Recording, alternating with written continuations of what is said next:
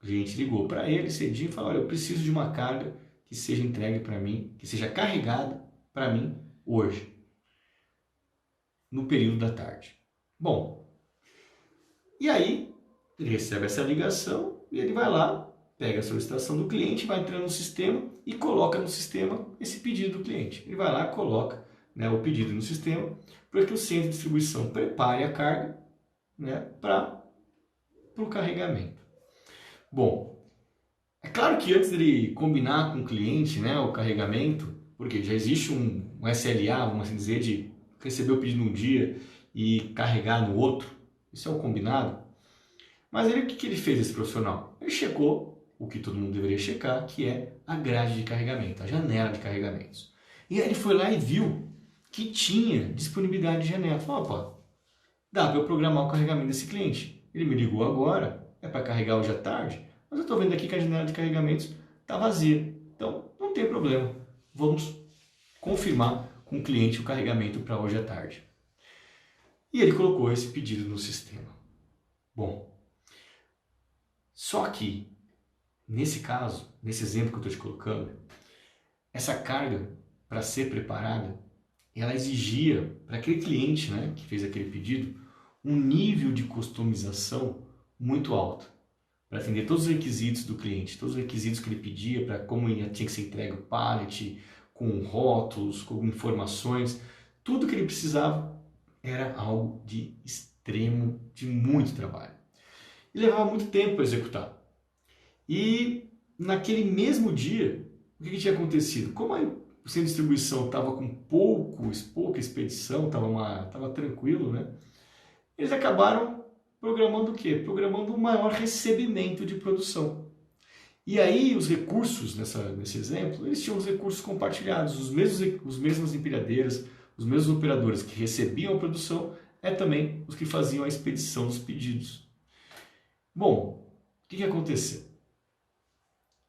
Nesse caso, se o profissional da logística que trabalha na área de atendimento ao cliente, ele tivesse uma visão clara do processo e que ele tivesse bem claro para ele do que seria necessário para cumprir aquela entrega com o cliente, ele provavelmente teria tomado a seguinte ação antes de se comprometer com o cliente.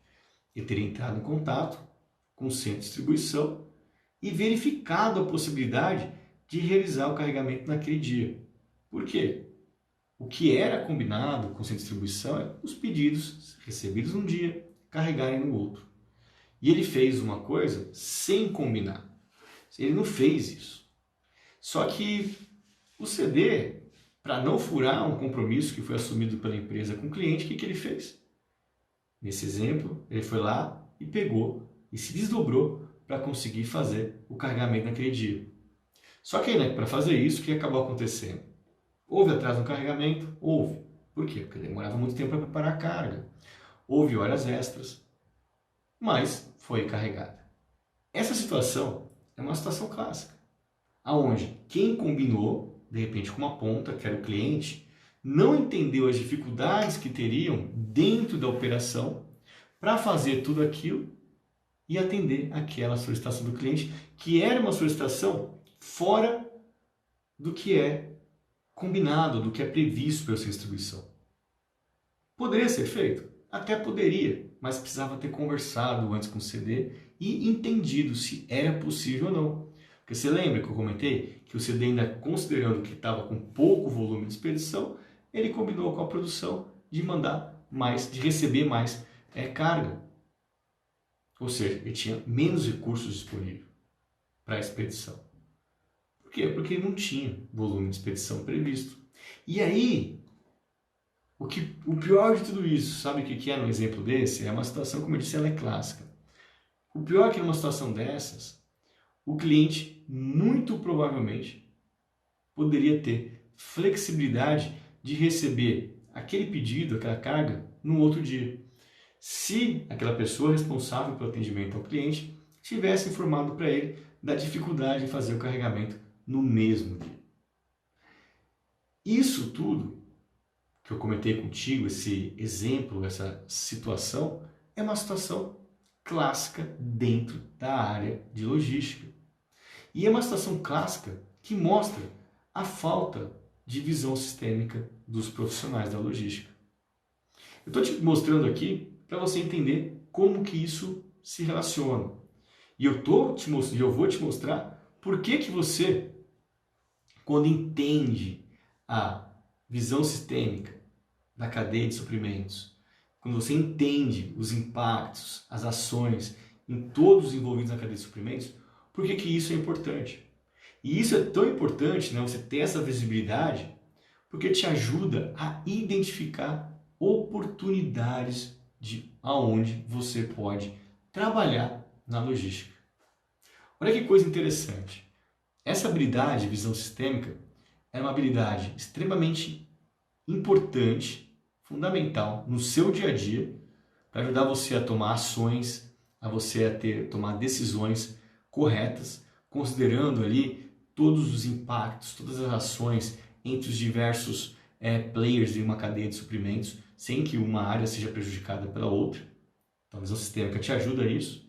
E também a visão sistêmica, ela te ajuda a você entender todas as alternativas que existem de trabalho na área da logística.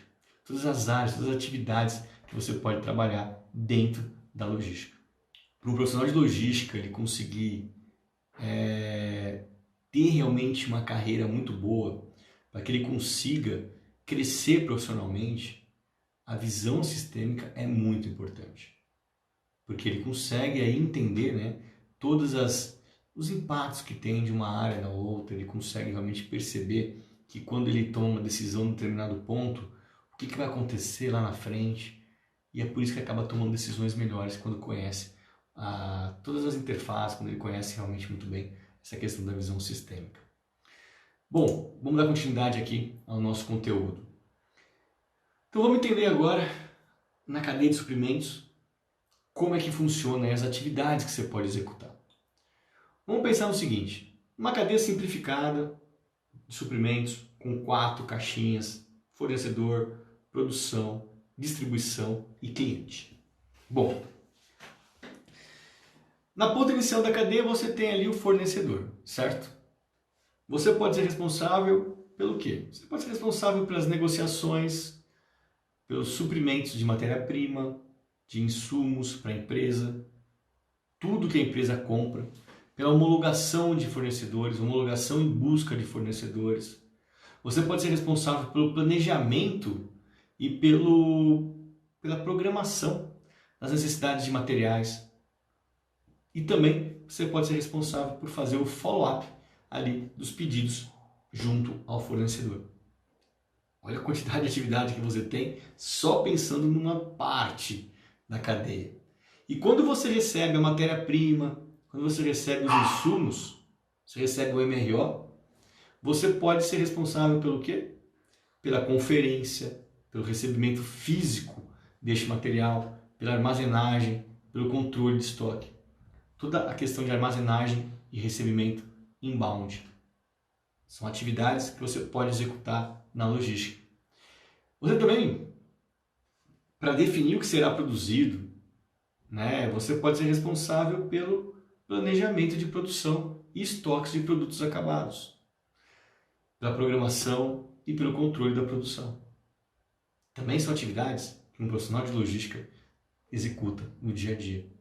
E depois que você produz, você pode, depois que o produto tá pronto, você pode ser responsável pela armazenagem do produto acabado, pelo controle de estoques, pelo recebimento, pela expedição de produto acabado e pela gestão de um armazém. Gestão do armazém, seja ele dentro da fábrica ou gestão de um armazém externo, de um centro de distribuição, de um terminal.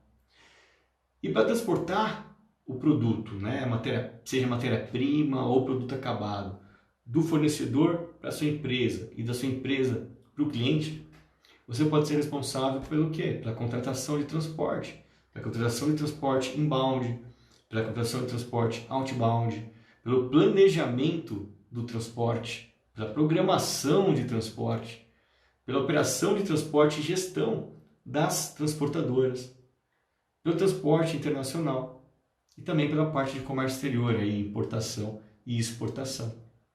E lá no ponto final, na ligação com o cliente, você pode ser responsável pelo atendimento do cliente, fazendo a interface dos pedidos com a operação logística.